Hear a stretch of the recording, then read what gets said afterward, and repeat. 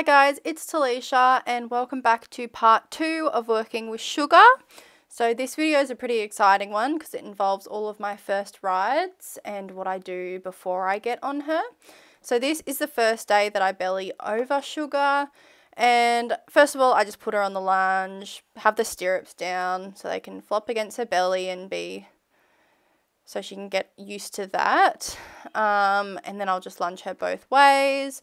Make sure she walks, trots and canters happily without a problem at all. And then I will start bellying over her, just going the other way now, as you can see.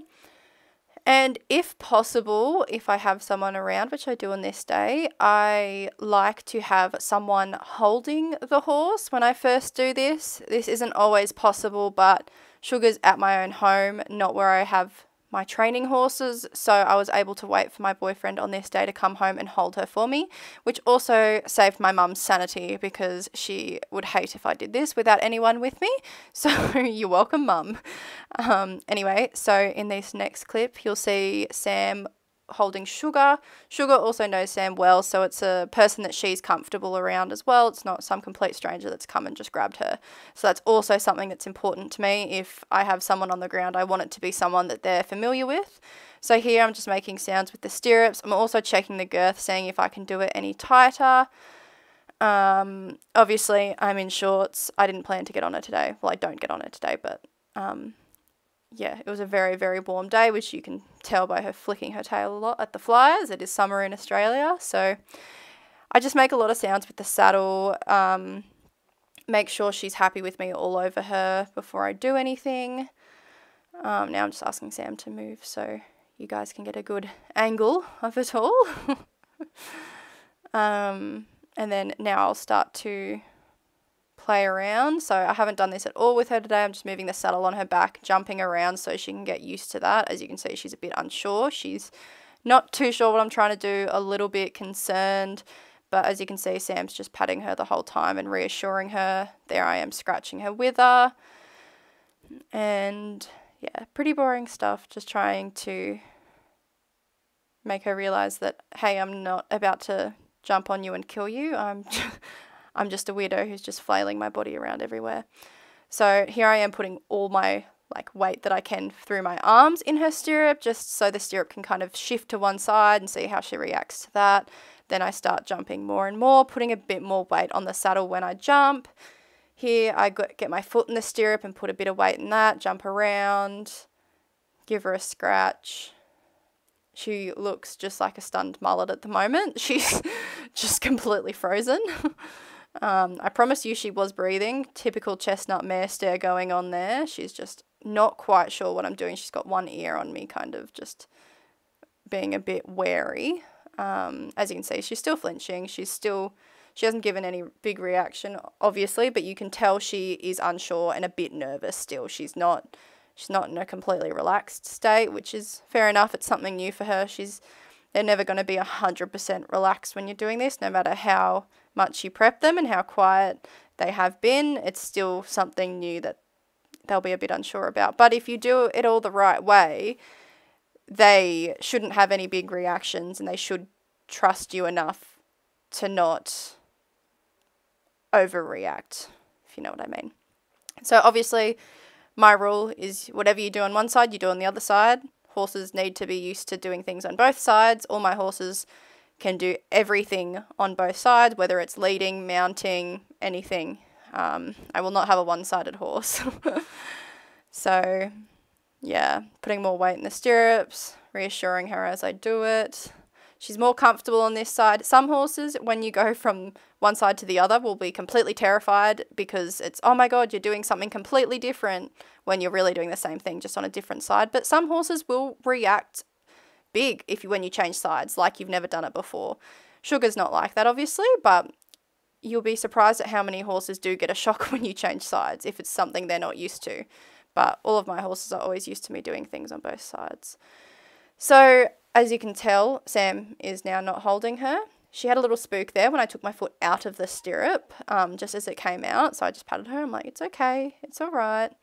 But yeah, I just wanted to do a little bit with me holding her. And as you can see when I do it, I also flex her head to the inside. This is something you will see me doing throughout the whole entire process.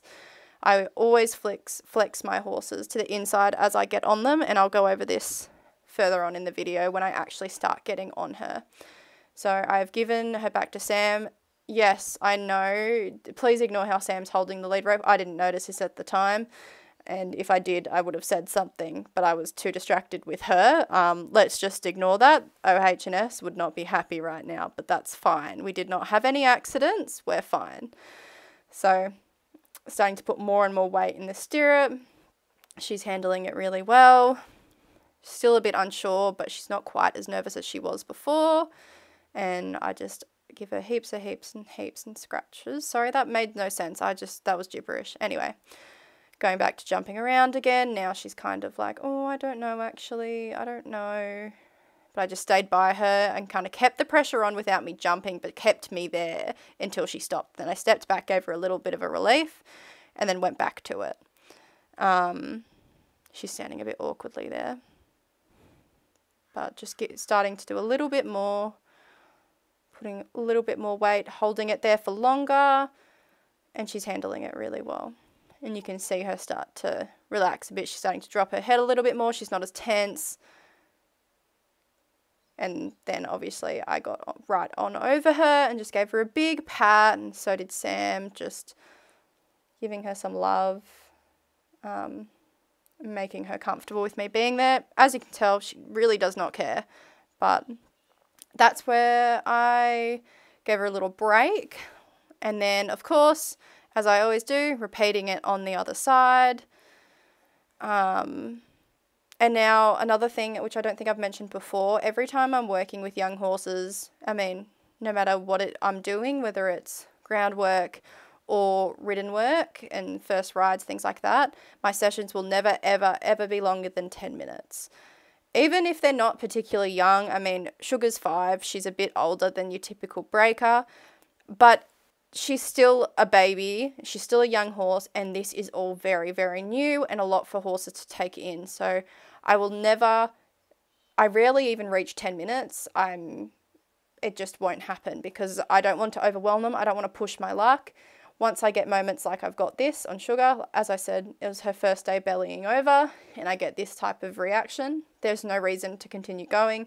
I don't feel the urge to hop on her, especially because she is my own horse. I'm not under the pressure of having her ridden and doing things at a certain time. Obviously, client horses can be different. If a client horse isn't ready to go at a pace a client wants, however, I will tell them, but there's just a little bit less pressure when it is your own horse and you can take them at a pace that you want. I could definitely have hopped on Sugar today and she probably would not have cared at all, but I'm in no rush to do so. I don't want to overwhelm her and possibly have a bad experience, so when I have the choice to go at the pace that I believe the horse should go at, I do that. Now, this is day 7 of breaking Sugar, and I attach side reins just to kind of get her used to the feeling of side reins. She still hasn't got a bridle on because another reason we're going a little bit slower is because we still haven't had her teeth done yet by this stage. So the side reins are just attached to her head collar, and she's just getting used to the feeling of a little bit of pressure on her face from the reins. She's not bothered at all. As you can see, they're really loose. It's not to encourage her head to go down or anything like that. It's just purely to get her used to that feeling. Now this day I don't have someone with me, so I'm doing this on my own, but it is a literal repeat of what I did the day before, just on my own. As you can see, head flexed. I will go into detail now about why I do this whole head flexing thing. A little bit of a fright when I patted her then. Now, the flexing of the head is something I've actually learned from working in the racing industry. It's not something a lot of performance horse people will do when they get on their horses, but it is my biggest safety tip when you're working with young horses, or even horses that like to walk off when you get on them. I see a lot of people, especially in dressage, I mean, that's obviously the discipline I'm in, they just get on their horses with their loose reins and their heads forward, which is fine for a lot of horses, especially older horses, but it is a really big thing that I like to do, especially even like I do this with Bambi. Bambi used to get a little bit nervous at competitions, and if I go and got on her with her head straight, it just wouldn't end well. I've had issues where I've gotten on her before and left her head in front of her at a comp and she's just gone up immediately. So Bambi's a different case as well though, but you won't ever see Sugar doing that, because Sugar is a horse that I've broken in, so and I will stand by my word. I love breaking in my own horses and having my own breakers for this reason. But anyway, off topic. The reason I flex a horse to the inside when I get on and when I'm just doing things like this is because if the horse spooks at me, like she did there, she took her first few steps and she behaved beautifully, so I was very proud of that, but she moves away from me. She disengages her hind quarter and it moves away from me, because it is very hard for a horse to move her hind end into the way she's turned. It's possible, but if a horse gets nervous or wants to, spook, it's very unlikely that they're going to go towards you when their head's flexed to the inside. And another reason I do it is if she was to take off, she is not going to be able to bolt forward. She will be in a circle, which she won't be able to get up much speed because I'm holding her head in on a tight flex, as you can see here. If she tried to take off, she wouldn't be going very fast in this circle. So, and it has saved me a lot of times, especially, as you guys know, I work with a lot of racehorses, racehorse breakers and pre-trainers. So it has, not doing this, and the day I learnt to do this is the day after I got hurt from getting on a horse and not doing this. And it would not have happened if I had them flexed into the inside like I do now. So you will not ever see me get on a young horse with their head forward. I will always do this. And I think it's a good habit to continue to do even when your horses are more experienced, because you never know with horses, no matter how old and experienced they are, they can still spook. And I've been trampled by a horse getting on a horse before because it spooked, ran forward. This was ages ago, and before I did this, and she ran forward, I went right over the top of her and she ran over my back and I got trampled. If I had done this, the horse would not have ended up on top of me, I can assure you that. So you live and you learn, and you can learn from injuries, or you can just take my word from it and not have an injury or get trampled like I did and learn the hard way. I had 2 accidents getting on a horse before I was taught this method. Some people hopefully already know this, but from working in the industry, I know it's something that is done a lot with breakers. You'll see a lot of breakers, probably all breakers do it for safety reasons, but you also see a lot that don't. And I mean, if you're never shown, you never know to do it. I only know to do it because I was taught to do it. But anyway, as you can see, Sugar's gone really, really well. She was even happier with me this time around, and no one's on the ground. Some horses will always benefit from having someone on the ground if they are a slightly more nervous horse. Sugar's not a nervous horse. She's confident enough with me and relaxed enough that she doesn't need that person on the ground. But some horses will, and will for a while. But I very much gauge how I go about each horse by their personality and their temperament and how they are handling every little thing I do with them. And I knew from the start Sugar was going to be a very quiet and fairly nice horse to break in. So yeah, she went really, really well this day, and repeating on the other side again. But the good thing about it is once you start flexing their head in, they learn it pretty quickly. Like, I don't have any pressure on the lead rope, as you can see, but she knows to flex her head in to me. Little bit of a flinch when I got down there. As you can see, she's starting to get a bit over it now, so she was good. I ended there, gave her a little love and attention, made sure I told her that she was a good girl, and ended that day on that note. Lots of scratches. And she's just given that chestnut mare stare. Cute. She's a very, very, very good girl. Sugar has a bit in her mouth, as you can see. This is her first time with a bit in. I'm not going to connect, I'm going to lunge her, but I'm not going to connect the lunge rope to the bottle. So this is her playing with her mouth herself. It's nothing I'm doing. It's just her getting a feel for the bit. Alright, so as I just mentioned, obviously Sugar has now got a bit in her mouth because she had her teeth done. Yay. So the first time ever with a bit in. So you're going to see her playing with her mouth a lot. This is just her getting used to the bit and the feeling of the bit in her mouth. It's completely normal. And as I said, my lunge line is not connected to her bit. But now it is. So, I only showed you obviously a little bit of the lunging just so she would get used to that, but we know how she lunges. So, this is the first time long reining her. She handled this really well, and this is how I install steering and brakes into my horses before I just hop on and hope for the best. So, as you can see, just kind of starting to ask for a little bit of steering, doing little turns. I just do this all at walk. Sometimes I do a bit of trotting. I do a little bit of trotting with Sugar, but I don't find it super important to do this in the other paces. You will not see me doing this in canter because I will not keep up with the horse. But I don't, once you kind of have everything in place with the steering in the trot, it does just follow through. And as you can see, I'm trying to get her to trot here. So I get a few trot steps, trying to get her to keep going. There we go. Just to make sure it's also in place in trot.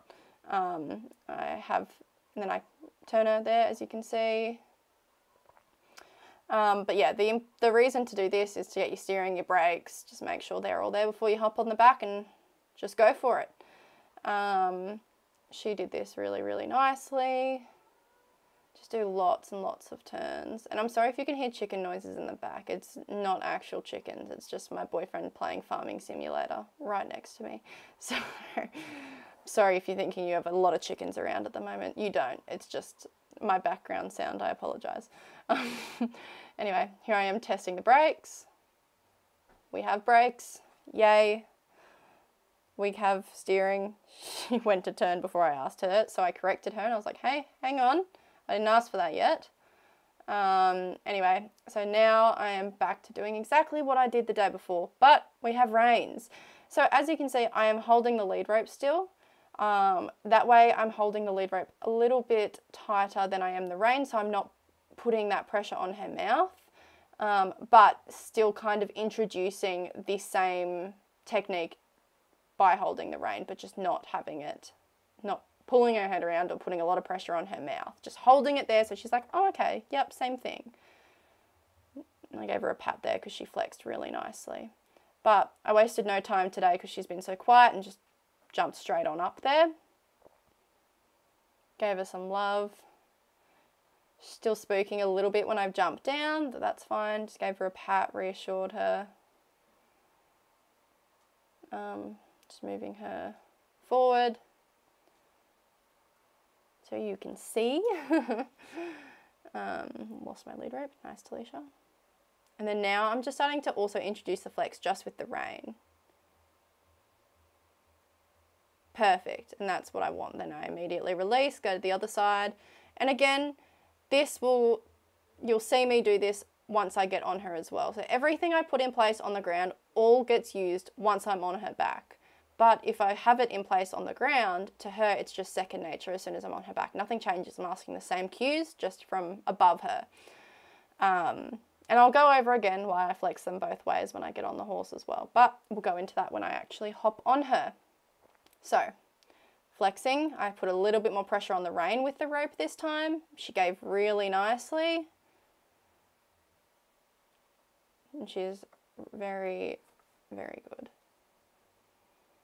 Dangle my leg around.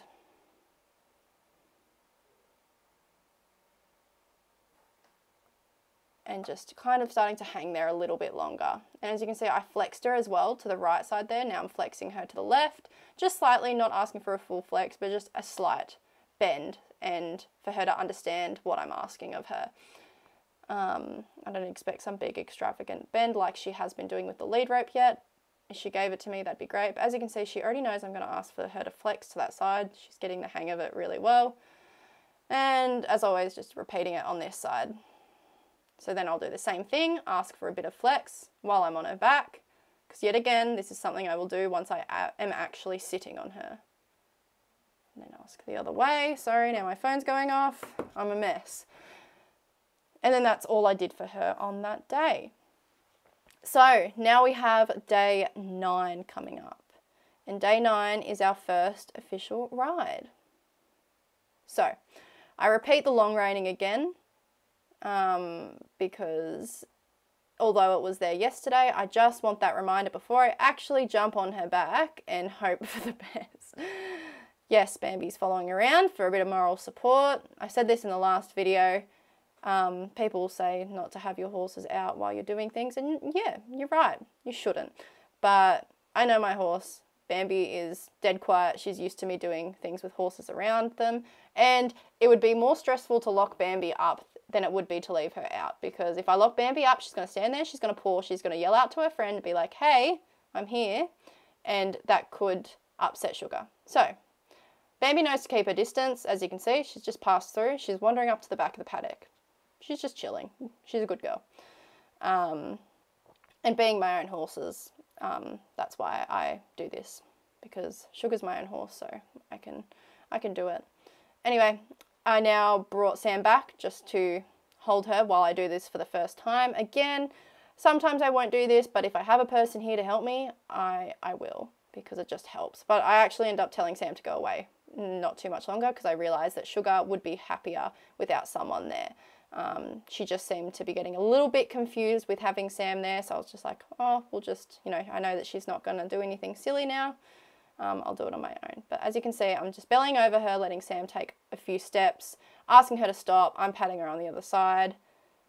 She's not worried at all. Then we stop, give her a break, give her a big pat, and then I put my leg over. And yes, I didn't repeat this on the other side, but you'll see why, because the very next day I did this on the other side instead. Giving her a big pat, getting her used to me being up there, making sure she realises I'm up there, just rising in the saddle, just so she gets a bit of a feeling for my movement, because it is different now that I'm in the saddle. Just giving her a bit of time to breathe.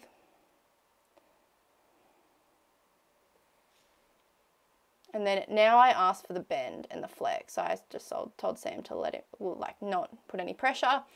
And a reason I do this as well is because once you get on, if a horse that you get on feels a bit tense and nervous and not really knowing what to do with themselves, like, there's many reasons that this is beneficial, but I find it best because if you get on and flex them both ways, when it's something you've taught them before, they're immediately like, oh, I know what she's asking of me. I know this. We're fine. We're happy. I can do that. And then I will also use it, which you'll watch when I go off on my own, as how I move my horse's feet for the first time. Instead of, again, asking them to go in a straight line and giving them the possibility to maybe bolt forward or take off, instead I'm asking them to turn their hind end, and they start to get the feeling of moving their legs underneath while I'm on them without having the reaction of bolting forward. It just means they'll do little tight circles. So Sugar's getting a little bit confused, as you can see, but and I'm starting to put my leg on and just ask a little bit of forward. Has that little bit of a reaction. I just asked Sam to go to the side of her because I thought she was getting a bit confused with having him in front of her, where she's more used to having someone by her shoulder. I just reminded him again, can you get back by her shoulder? And then we ask her to move forward again. And all I'm wanting is just the couple little steps without a reaction, which she's giving me. She gave a nice big walk there, which was really, really good. And now I've kind of got the feeling that she's not going to do anything silly. She's still a bit unsure, but as you can see, she's relaxing. And now we stop. And I asked Sam to take off the lead rope because I felt that for her it would be better just to do this without someone on the ground doing that, because I felt it wasn't benefiting her. Flies were really bad this day as well. They really annoyed her. So I go back to my flexing both ways, bringing her back to what she knows, making sure I have a mouth as well. That's a big thing about it as well. It gives you an idea of how soft their mouth is in that moment. And then this is how I start asking them to move forward for the first few times. Bending her in, moving her legs slightly, giving her a pat. And I do it again. And gave a big walk there and walked her out a bit further that time as well, just off the circle slightly. So that is how I get them to start moving their legs. Now I felt confident enough to just walk her forward. She gave me a nice big walk, which was really nice. See, you can see Bambi standing at the back of the paddock watching. Just like, hey. Now I'm just making sure, obviously, I have all of my steering in place that I had on the ground. She was a little bit numb to my leg at this time, which did change the next ride. Sam's giving her a big pat and getting rid of the flies on her face, which was actually a really nice reward for her every time, because she's like, oh, get these flies off me. They're so annoying.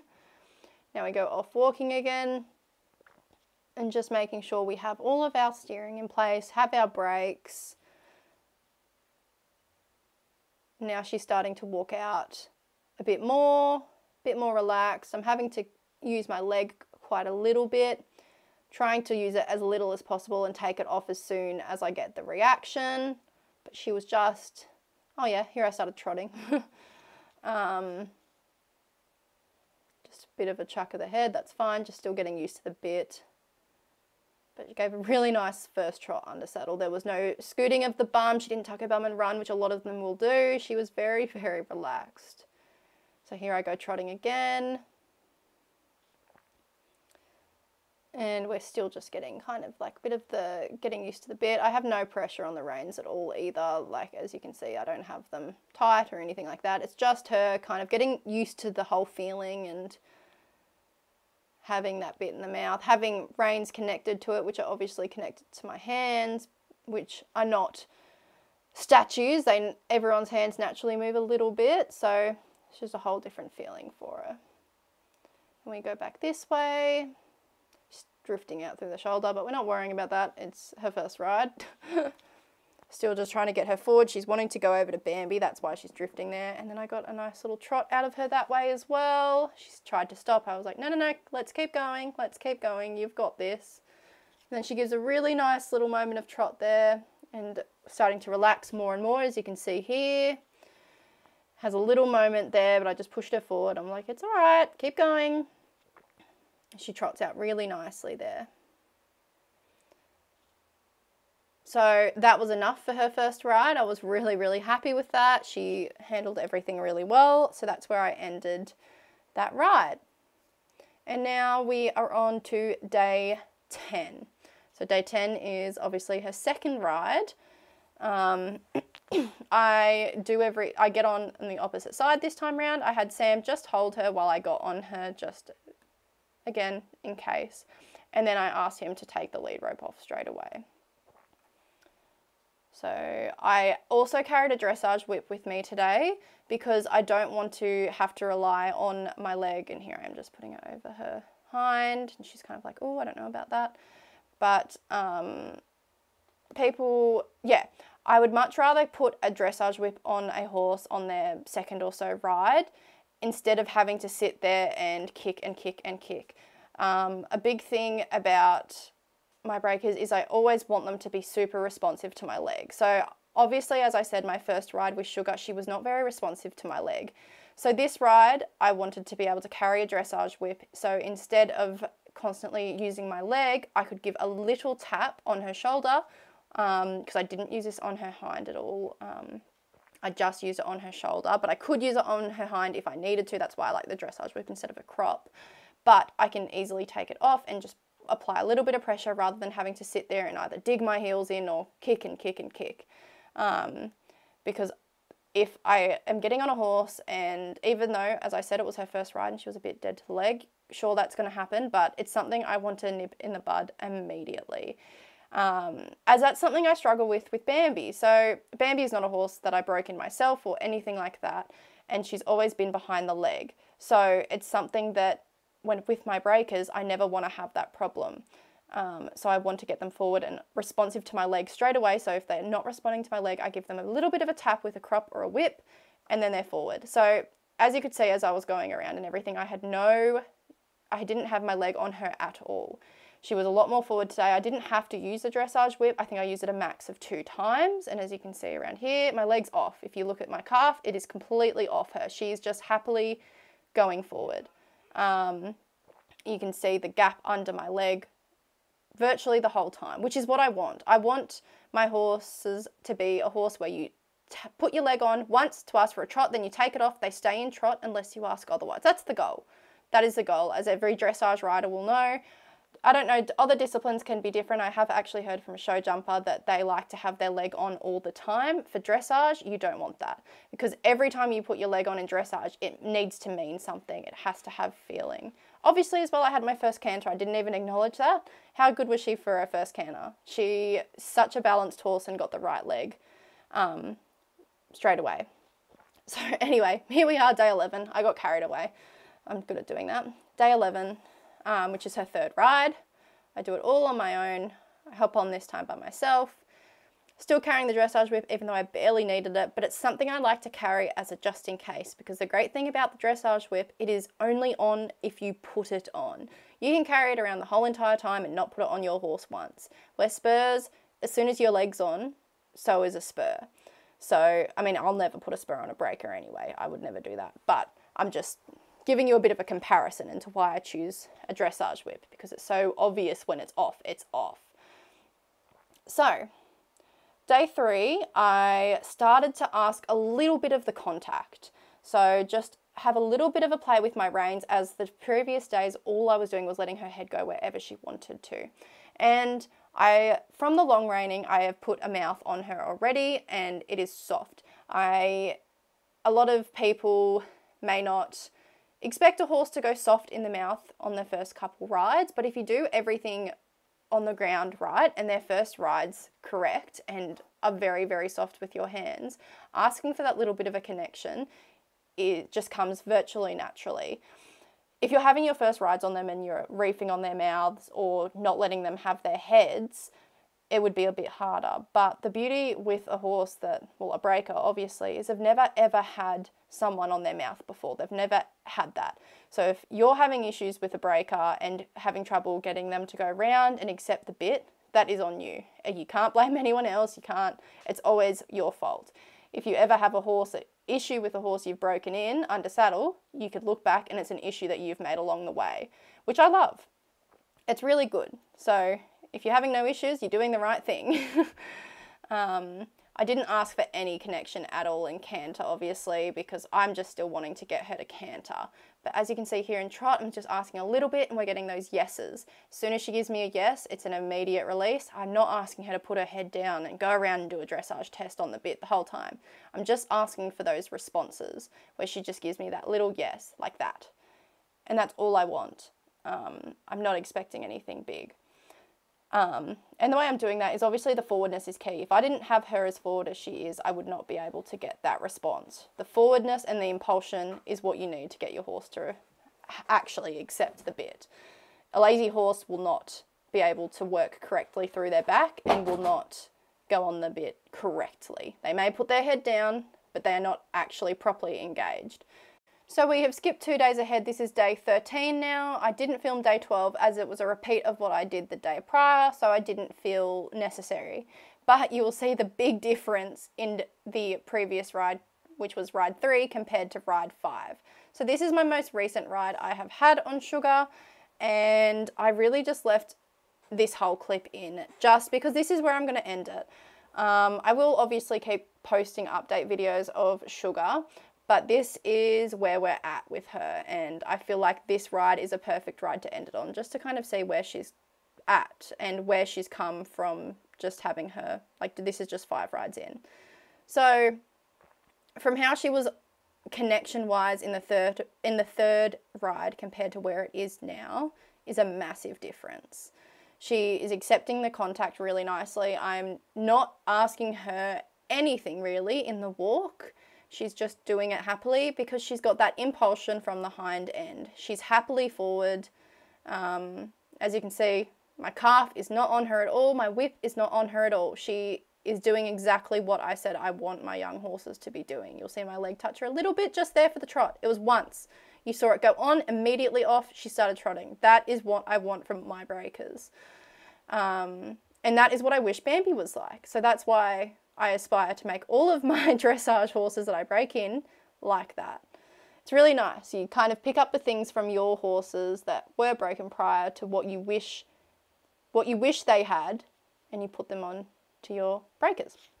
So she is beautiful and forward. I'm not having to nag her. I'm not doing a single thing. I'm just sitting there and enjoying the ride, doing tiny, tiny half halts with my reins, but mainly just focusing on keeping her forward, and just keeping her moving happily. And it's beautiful, beautiful moments that we get out of her trot there where she really says yes, when she just relaxes and puts her head slightly down a bit further in the frame and just like, yes, perfect. As you can see, the steering's really good. We're not having the head tosses. She's accepting the bit really nicely. She still has little moments where she'll put her head up and kind of resist against it a little bit, but nothing really, especially for her 5th ride. The steering's really good. We've got tight little circles going on in the turns. Big yes there.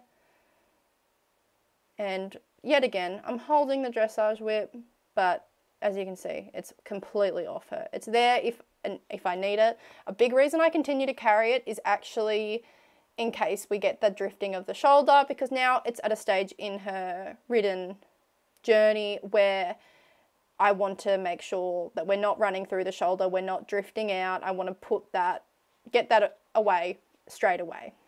Now we're kind of at the level where I can make sure that she's not doing that. Still obviously not expecting her to go around in straight lines and perfect circles, but if she does drift out, I will just tap her on the shoulder and be like, hey, hey. And I've got it on the shoulder that she does drift on. So as you can see, a beautiful canter here. I'm still not asking much in the canter. I'm just letting her kind of choose where she puts her head. I'm asking a little bit, just holding my outside rein a little bit firmer, but not really asking much. She just naturally is kind of accepting the contact without me really doing a lot, which is what you want and what they should do. You shouldn't have to be nagging a horse in any way. If you've set them up correctly, it will come naturally. Now, this is her weaker side, so as you can tell, she is not as soft on this side. It's also her weaker side in the canter. It's very obvious. Obviously, every horse has a dominant side. And this just is not Sugar's. And that's the reason she also drifts. So as you saw then, that was me tapping her on the shoulder because she started drifting out. And you could see what I did. It was a gentle little tap, but obviously it's not something she's super, super used to because I don't have to use it much. And so she just had that little scoot forward, but I ignored it. I just pushed her forward, back into canter. I'm like, hey, hey, like this is why I did it. Like I'm not, you're fine. I'm just, this is what I'm asking of you. Yeah. And now we're just doing a little bit more trot on this side. As you can see, beautiful transition there. Starting to get really nice and soft in that frame. And that canter's starting to look a lot nicer too. Canter's obviously still a lot greener than the trot, as expected. But for her 5th ride, she is exactly where I would dream of her being. She's going incredibly for only having 5 rides. And then another canter. Starting to canter her more and more. And still this ride was only 10 minutes long. But just starting to get more transitions in. And we do a little turn. As you can see, look at that little tight turn. She's perfect balanced. And a quick little pop into canter this way. It's changing things up. Yeah. She is a very, very good girl. But this is where I'm ending my working with Sugar because we've got her going, we've got her broken. She's trotting and cantering and she's getting that concept of the contact. So I'll have plenty more videos to come of Sugar. But I hope you've enjoyed this 2-part series and I hope you learnt a bit. All right, bye.